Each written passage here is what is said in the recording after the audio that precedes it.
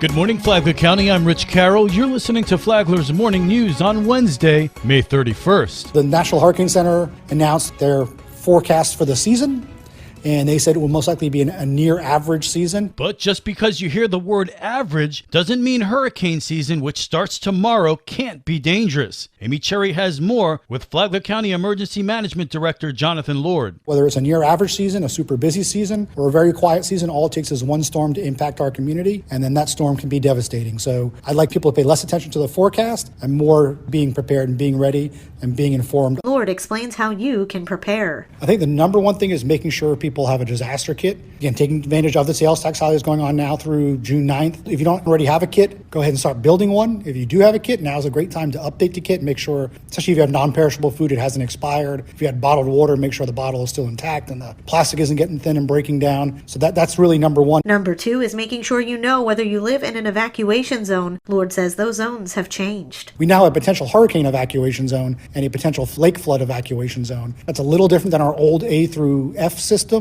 So we want residents to take the opportunity now to take a look and see if their home is included in one of those zones.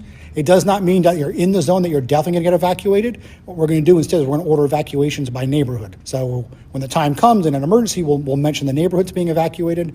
But for understanding whether you may have to be evacuated in a hurricane, please take a look at our zone. You can go on our website. Visit flaglercounty.gov/emergency and click on the evacuation zones. There you can type in your address and see if you're located in one of those two zones. You can also get an updated disaster supply list and sign up for free alerts. Hear more advice from Lord on Free for All Friday after the news at 9 a.m. this Friday. From the WNZF Newsroom, I'm Amy Cherry. This local news is a service of Flagler County's Toyota dealer, Beaver Toyota US 1 St. Augustine, here to wow you. It was a busy Memorial Day weekend for the Flagler County Sheriff's Office. Flagler County Sheriff Rick Staley.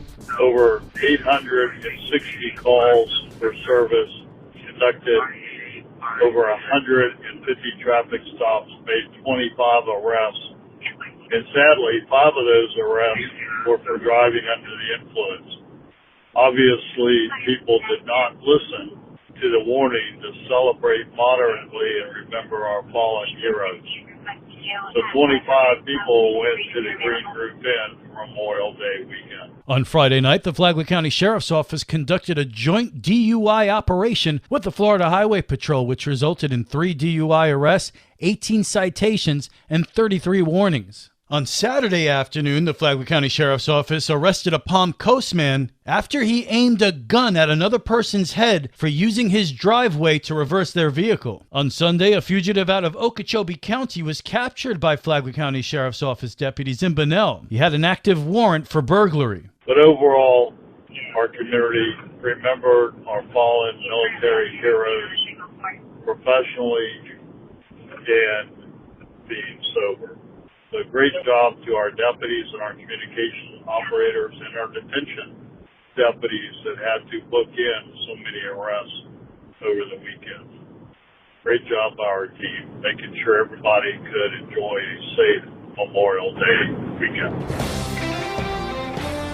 What would come next after the Family Life Center lost funding for their domestic violence program? First, United Way asked Family Life Center CEO Trish Giacconi to speak at the Women's Initiative Flagler Chapter annual event on a Monday. It was the Thursday previous that Giacconi got word that United Way would not fund the Family Life Center's domestic violence program. Giacconi warned United Way's Linda Mahan that she would mention the lack of funding. So I did. I shared with the audience, I believe there was over 150 women there.